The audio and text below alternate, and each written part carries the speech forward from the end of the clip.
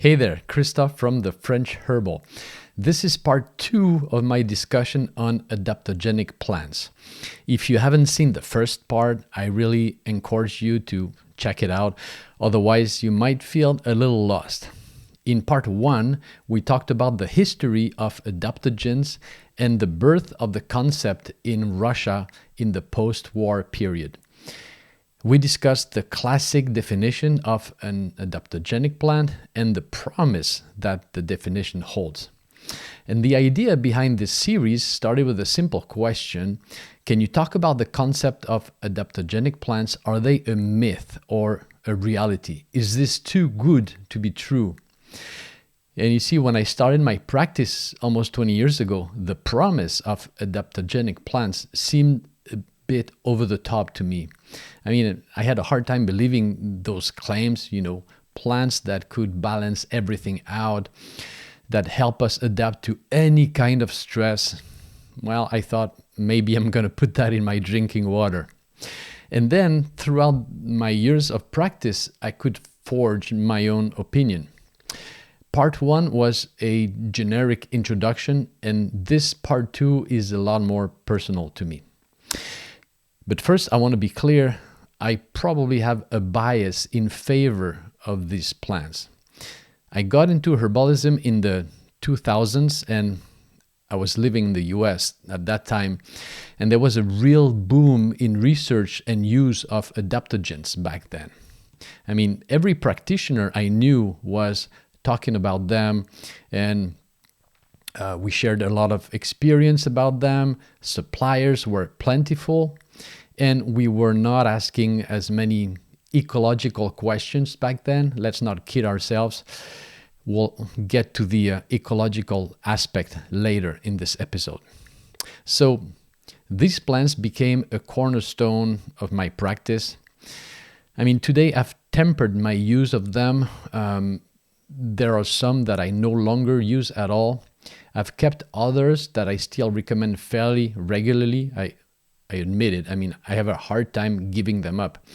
But I really try to steer recommendations toward more locally grown options. And again, we'll get back to that. So yes, I'm a little biased by the adaptogen boom of the 2000s.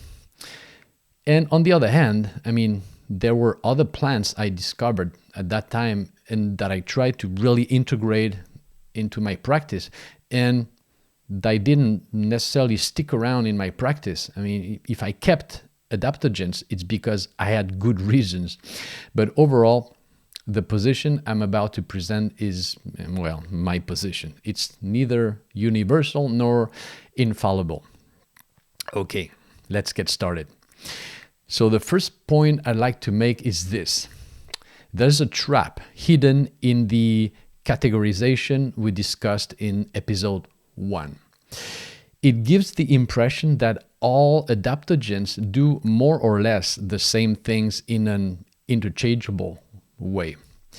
But when you start practicing, you realize that's not the case at all. I mean, each one has its own distinct personality. And you can sometimes find this information in certain books, right? I mean, often you'll find a lot of details in Ayurvedic or Chinese traditions. I mean, if these plants belong to those traditions, and if you can roughly decipher their energetic characteristics, of course, which is not an easy task because those traditions, they use terms that we're not familiar with. And above all, I mean, you form your own opinion, and over the years, you gradually see them carve out their own niche. Let's take adaptogenic plants in the Araliaceae family, and I'll set aside American ginseng, Panax quinquefolium, and the Aralias like Aralia californica, Aralia racemosa and company, because they're a bit too specific to American herbalism, I think. So let's focus on the big two, Asian ginseng, Panax ginseng, and Eleutherococcus senticosus. These two don't have the same personality, I'll tell you that. There are roughly similar effects in some areas, but not in others. Eleuthero is a bit more neutral, a lot less fiery, much less hot in energetic terms. It tends to work well for younger or middle-aged people, whereas with Asian ginseng, we sometimes get surprised by how much restlessness it creates in people who don't need that strong of a stimulation. The difference between Tulsi, also called holy basil, and reishi, Ganoderma lucidum, which is a mushroom, is enormous. And yet they're both slapped with the term adaptogen. For good reasons, mind you, but we really have to dig into each of these plants and learn to know them well. And at first, we often fall into the trap. One or the other, it doesn't matter. They don't have ashwagandha at the store, so okay, I'll take rhodiola. Well, not the same. And I'll do my best to describe each of them on this channel in the future. Okay, another point. If I go back to the 3 pillars of the definition, non-toxic, non-specific in their action, and balancing, let me talk about the last point, which is the one that gave me the most trouble. Because at first, when you read all the books and all the studies, you get the impression that they always bring the nervous system back to center. And that does not exactly reflect my experience. Some plants tend to overexcite the nervous system, so you lose the balancing effect if you don't use them well. Asian ginseng can stimulate a person so much, especially someone who doesn't really need it. And after a while, the person struggles to relax, to rest, and sleep is disrupted. The same goes for rhodiola, and I've even seen this with Eleuthero when using the dry concentrated extract. It doesn't happen all the time, but I've observed it occasionally.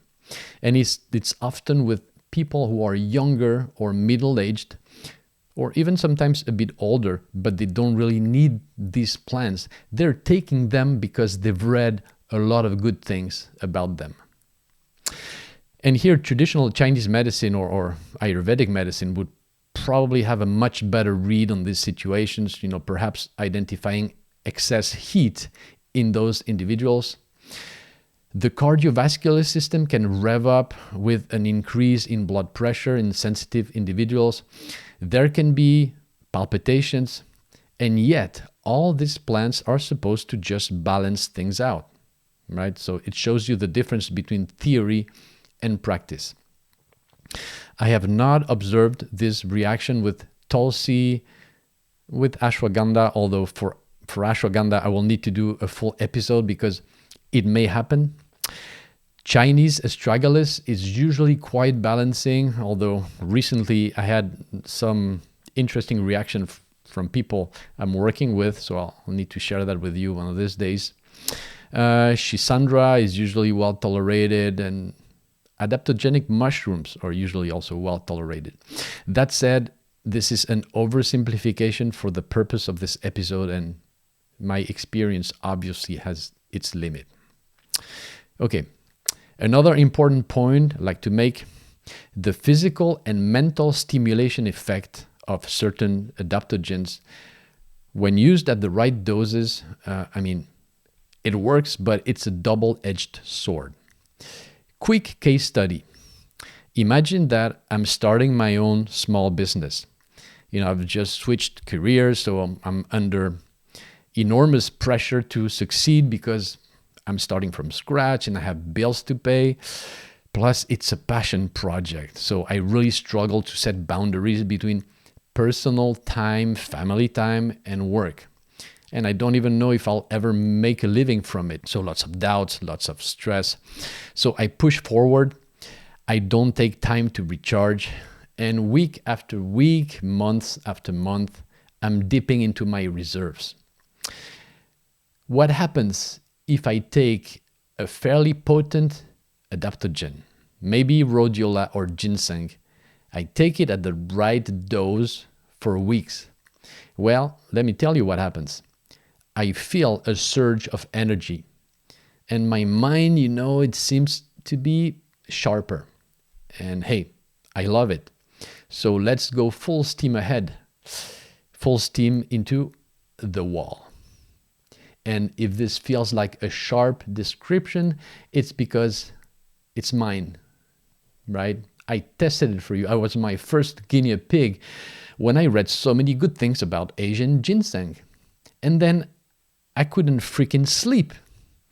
And then I had some kind of a nervous breakdown a few weeks later, right? And I could see this pattern repeating in other people with time. So be careful when working with this type of profile. When I work with people who, for example, have high responsibility jobs or maybe an intense athletic practice, do lots of sport and competition, or maybe an intense family life with lots of responsibility, and they come to me for advice, I'll tell them the following. I'll say, okay, you're exhausted at this point, and you know why. I'll propose a plan to support you, but right now, your body is telling you that you're tapping into your reserves. So in parallel, what are you going to do? What are you going to change to address this? What are you going to put on the back burner? And I'm not going to be behind you. You're a responsible adult, so you decide. But know this, if you don't change anything, a wall is awaiting. Or a cliff, if you prefer that image. That said, aside from this point, overall, my evaluation of adaptogenic plants is very positive. That's why I still use them regularly in my practice. They're quite useful, but not as miracle plants. Like, I'm stressed, I'm exhausted, so I'll pop an ashwagandha capsule and 2 days later I'll be better. No. It's long term. You need to use the right forms, the right doses, and sometimes you need to be patient. It'll take weeks or months, but they do provide good support for the entire nervous, immune, hormonal, cardiovascular axis. These are plants that work in the background. You start them up and you let them run for several weeks or even several months, as long as necessary. You kind of forget about them. And later, one day you think, wait, I actually feel better. Could it be the adaptogens? In the French practice, very often practitioners are taught to use a 3-week window of taking plants and then 1 week pause and repeat if necessary. Personally, I don't recommend breaks from adaptogens. I think they take a while to kick in. In my experience, they need a minimum 4 to 6 weeks to really start working well. So if the need is truly there, and I'll emphasize this because you don't just take adaptogens willy-nilly, there has to be a good reason, but if the need is there, I don't recommend breaks. And sometimes the regimen can last several months. And often a person will contact me and say, hey, I've been taking Eleuthero for 3 months now, and I'm starting to feel a little better every week. Should I keep taking the plant? Isn't that too much for too long? So I will ask, how do you feel? If you feel like your usual normal self, then you can taper down from now on.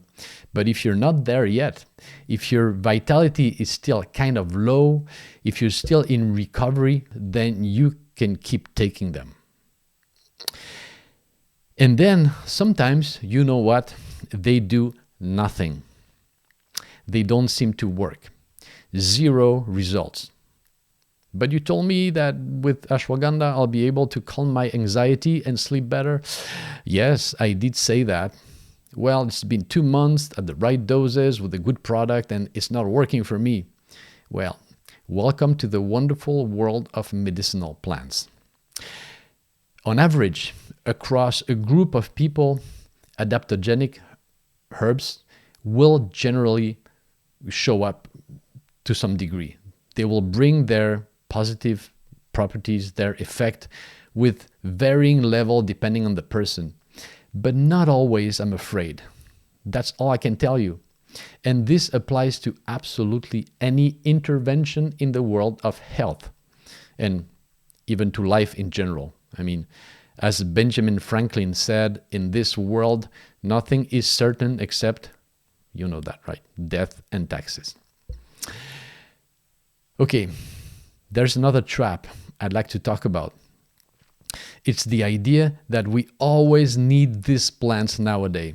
I mean, who isn't at least a little stressed by life, right? Who isn't at least a little tired from their responsibilities? I am. So what do? Do we take adaptogens every single day, 12 months of the year? So clearly the answer is no. There are no blood deficiencies in Schisandra. There's no condition called schistandrosis, like there are, vitamin deficiencies. This wouldn't be responsible either for our own internal functioning, which doesn't need to be constantly regulated by external substances, or for the environment. Otherwise, we'd have to grow a Schisandra plant between every wheat and corn stalk. And let's not forget either that certain types of stress make us stronger through the process of hormesis, as long as we have enough resources to handle it. And that's the trick, right? So how do you decide if the situation justifies taking adaptogens? Well, that's left to the discretion of the person assessing the situation, which might be you. Is quality of life affected to the point that external levers need to be pulled to help the person? Sometimes yes, sometimes no, because you can recover by yourself. I'll leave you to answer that important question. A quick pause to let you know that you can grab my free ebook on preparing herbal teas for the 4 seasons. It's full of simple recipes and blends you can make with herbs you can buy or even grow almost anywhere. The link is right below this episode. I hope you enjoy it. Okay, now let's talk about the ecological impact of our decision to use adaptogens. And there's clearly a lot to cover here, and I won't have time to do it full justice. I'll quickly review local growing opportunities, at least from my point of view here in France. So right now, the bulk of the market comes from India or China. But we're starting to see local production of some adaptogens, and that's very encouraging. There's the discussion of the viability of taking a plant from one faraway ecosystem and transplanting it into another closer to home. I mean, people ask, what about the active constituents? What about the efficacy? Is it the same? Well, in my small scale tests, for all the adaptogens I've grown in my garden, I've always been very pleasantly surprised, in the sense that my freshly processed harvest was more effective than the products I found commercially in dry form with a longer supply chain. And I know a test on this small scale won't mean much to some people, but for me it matters a lot, because I like to trust my nose, my mouth, and then during the weeks to come, what I feel in my body. It's not high performance liquid chromatography, but these are the tools I always have with me. Growing American ginseng, Panax quinquefolium, in the shade of oak trees in my garden in Provence might seem like a stupid idea. We can agree on that, right? I mean, it's too hot, it's not the right environment, but I did it. And I can tell you that the tincture I made with the fresh roots that I dug was just magnificent. Some people wonder why we would bother growing a plant that's not native to our region. And I'm not going to dive into that debate, because there are pros and cons.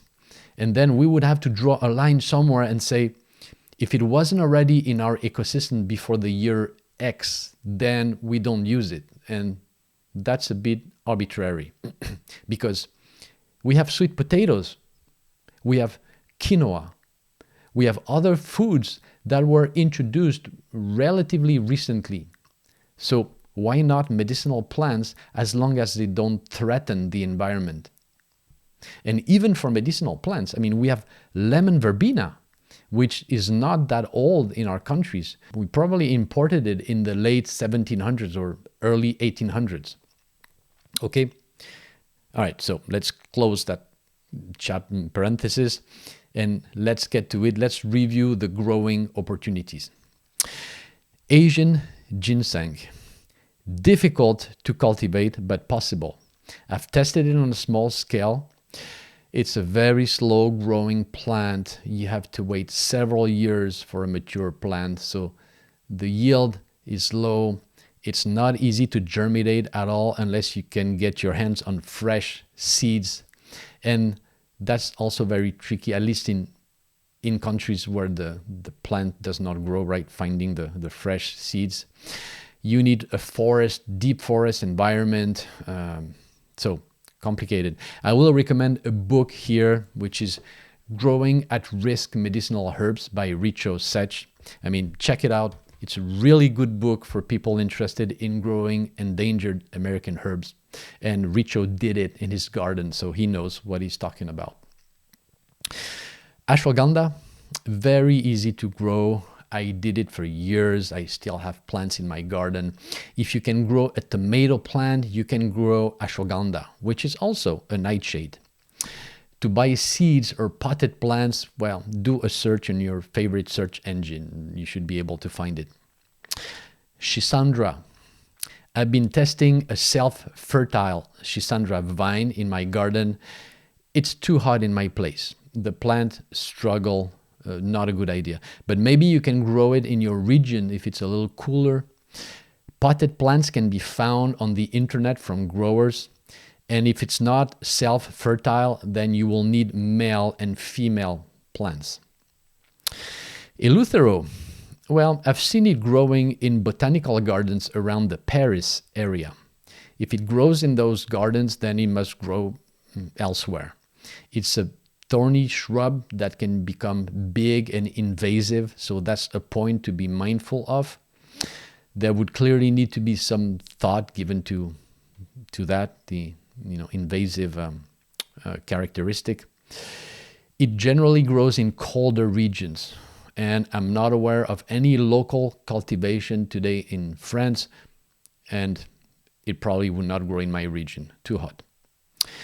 Tulsi or holy basil, super easy to grow, just like regular basil. I've tested it for you, and it makes wonderful teas and tinctures. I mean, really, there's no reason not to grow it in your garden, in pots, on your balcony. If you're interested in the properties of this particular plant, I mean, you can do it. Cordyceps. I've met at least one French grower who should be launching their shop soon. They've had their cordyceps analyzed with a very good active titration of the active compounds. I cannot tell you much more about cultivation at this stage. I know it's complicated, and mushrooms is not an area I'm familiar with. So cordyceps, complicated. Rhodiola, difficult to cultivate. You need to be at high altitude. I've tried it several times in my garden, and it does not survive in the heat of the summer. We have producers in Switzerland growing it. Over here in Europe, we have producers in the French Alps.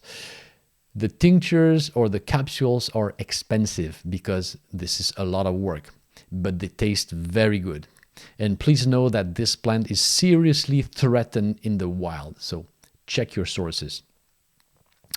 Chinese astragalus, quite possible, not complicated to grow. I've tested it for you, and I had rows of it in my garden. And I hope local production will start in France soon. I mean, I don't see why it couldn't be done, just like ashwagandha or others. And for germination, scarified seeds will sprout better. I'll stop the list here. There are other adaptogens.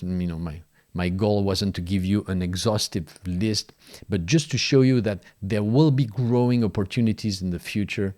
Again, for those who are interested in locally produced plants, thus avoiding the pitfalls and potential toxicity and spiking of long supply chain products with unknown traceability. Okay, one last point. A question French people often ask me: why don't we have adaptogens native to our regions? I mean, we have rhodiola growing in the mountains, but nowhere near enough to meet demand. It's a threatened plant in several countries, and illegal harvesting is rampant because demand is so high. So we got a big problem with wild rhodiola. Aside from that, to my knowledge, there isn't a single plant in France that fits the definition of an adaptogen and grows naturally in our ecosystem. So why don't we have more? I think this is due to two phenomena. First of all, starting in the 1600s, 1700s in Europe, I would think that the foundation of our holistic health vision never really embraced the concept of vital energy, the vital flame, at the core of all life processes. It was there in ancient civilizations, but we lost it. It's still present in Eastern medicine, but we lost it in the West. So we never really looked for something that might resemble a chi tonic or a rasayana, if I may use those terms. And later, we didn't have the drive that the Russians had to search for these plants in our own backyard. So today we don't have much to work with. That said, based on my research, I think the real opportunity might lie in combining different plants that grow locally. So we would try to recreate what adaptogens do in a blend. And here, I will specifically cover the case of fatigue and lack of vitality, which is so common today. Lots of cases of burnout and exhaustion. So how could we recreate the tonic effect of adaptogens? Well, first category of local plants, I think there is something truly intriguing in the roots of certain Apiaceae plants. And I insist on the roots, not the seeds. And here are three plants that come to mind: Angelica, hogweed, and masterwort. All the Latin names are on my website. Angelica, either the wild version, Angelica sylvestris, or the cultivated one, Angelica archangelica. Common hogweed, not giant hogweed, careful, that one is dangerous. I think it's a good candidate based on traditional European or even French references that I've seen. Masterwort is a particular plant growing in the Alps and other mountain ranges in France. I know very little about it at this stage, but it's a very good candidate, and I'm very impressed by the strength of the plant. I think it's a very good tonic. I don't know if it grows outside of Europe. So this is my first category of major tonics from our region: the roots of certain Apiaceae plants.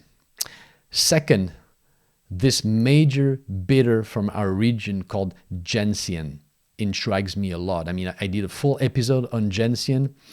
Again, there's a quiet strength that emerges when you use it over the long term, the root, during periods of fatigue.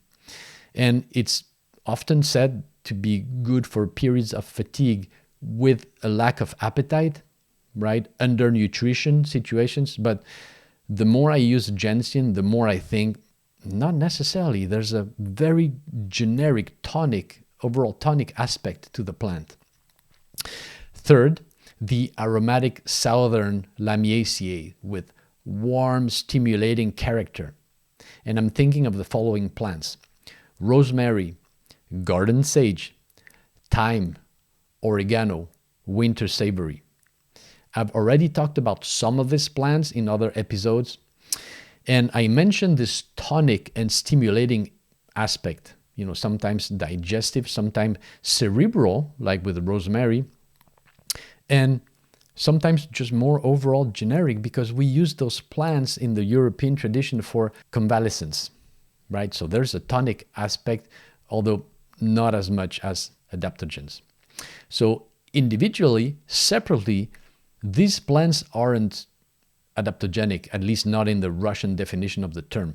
But perhaps if we mix them, and that's the key, we could recreate an adaptogenic blend that's unique to the person and their specific situation based on their digestive, nervous, heart and other imbalances.